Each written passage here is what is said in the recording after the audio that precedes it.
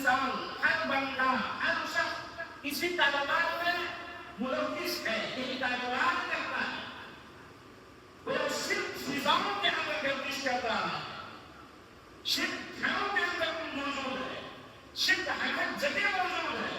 ایسے ماحول کے اندر جب وہ آنکھ کھولتے ہیں تو دل بے چین ہوتا ہے اللہ کو پانے کے لیے، اور اللہ کو پانے کے بعد اللہ کی توحید کا اعلان کرنے کے لیے، یہ بتانے کے لیے کہ اللہ ایک ہے، ساتھ میں اس صفات میں کیسے بتایا جائے.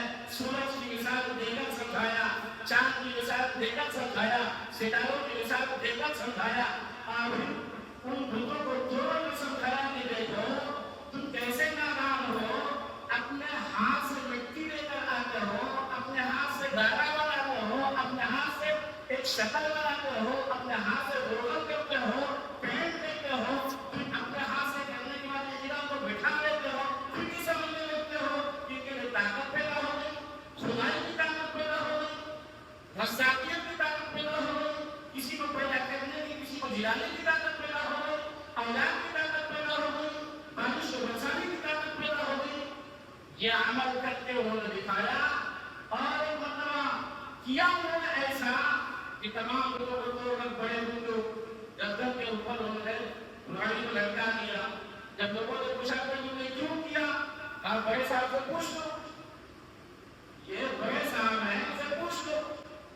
تو انہوں نے کہا بھائی کیسا مذاق کرتے ہو، ان کے اندر بولنے کی طاقت نہیں، سننے کی طاقت نہیں، پکڑنے کی طاقت نہیں، چلنے کی طاقت نہیں، ہم سے مذاق کرتے ہو. تو ابراہیم علیہ السلام نے کہا میں یہی تو سمجھانا چاہتا ہوں بھائی، جو بات تم اب کہہ رہے ہو میں اسی کو سمجھانا چاہتا ہوں کہ جن کے سامنے ہاتھ جوڑتے ہو، جن کے سامنے پیشانی کو جھکاتے ہو، ان کے اندر بولنے کی طاقت نہیں، سننے کی طاقت نہیں، چلنے کی طاقت نہیں، کسی کو دینے کی طاقت نہیں. اگر کوئی بات نہیں بن پڑی تو بادشاہ نے وقت نے فیصلہ کیا کہ ابراہیم کو آگ کے اندر ڈال دیا جائے.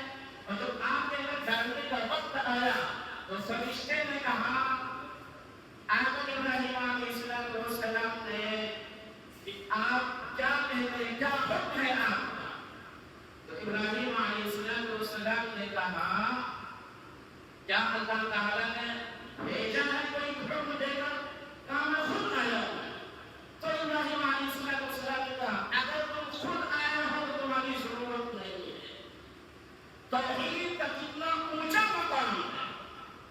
یقین کی وہ کون سی کیفیت ہوگی جس کیفیت کی بنیاد پر انہوں نے فرشتے سے کہا تمہاری ضرورت نہیں ہے، میرا معبود اللہ ہے، میرا خالق اللہ ہے، میرا رازق اللہ ہے، اسی نے ہم کو پیدا کیا، اس کی مرضی ہوگی تو آپ کے اندر جلتا ہوں گا، اس کی مرضی نہیں ہوگی تو آپ جلا نہیں سکتی.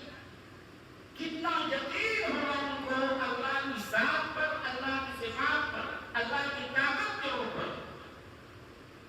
اور پھر وہ ہوا جس کو سب سنتے سب جانتے ہیں، قرآن کریم نے بیان کیا ہے، اس کو اعلان ہوا آپ کے بارے میں یا نار کونی بردا وسلاما علی ابراہیم، اے آگ ٹھنڈی ہو جا، سلامتی کا سامان بن جا ابراہیم کے لیے. اگر صرف اتنی بات نہیں جانتی کہ آپ ٹھنڈی ہو جاؤ تو ٹھنڈک کی بنیاد پر ابراہیم کی جان جا سکتی تھی،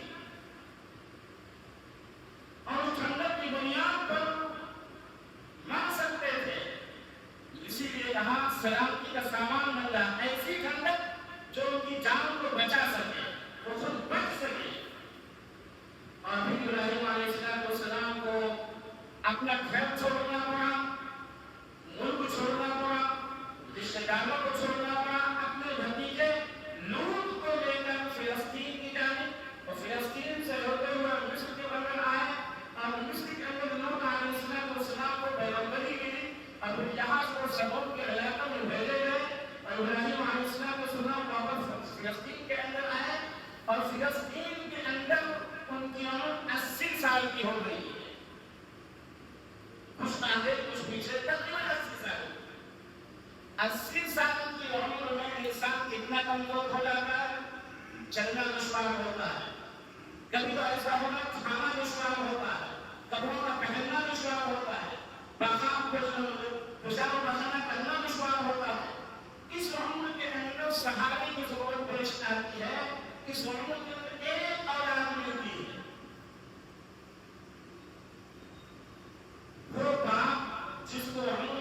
کے مرحلے میں کوئی اولاد نصیب ہو جائے، اتنا بڑا صحابہ ہوا، لیکن جب وہ اولاد 11 سال 12 سال کی ہو اور چلنے کے قابل، دوڑنے کے قابل، شعور کی منزل میں وہ پہنچے اور وہ کہا جائے کہ بھائی اس اولاد کو قربان کر دو، کس کا جگر ہے جو اس بات کو سن کر آمادہ ہو جائے؟ کون ایسا کر سکتا ہے؟ اور صرف یہی نہیں کہ قربان کر دو، اپنے گھر سے نکالو، اپنے وطن سے نکالو اور ایسی جگہ پر لے جاؤ جہاں پر نہ کھانا ہے، نہ پانی ہے، نہ رہنے کا کوئی سامان ہے۔ یقین کی طاقت کی آزمائش کا ایسا مرحلہ جہاں پر اچھے اچھے فیل ہو جاتے ہیں۔ اپنے لخت جگر کو، اپنے نور نظر کو گھر سے نکالو، وطن سے نکالو اور وہاں پر لے جا کر چھوڑ کر آؤ جہاں پر پانی ایک قطرہ میسر نہیں ہے، دانا ایک میسر نہیں ہے، چھوڑ کر آؤ۔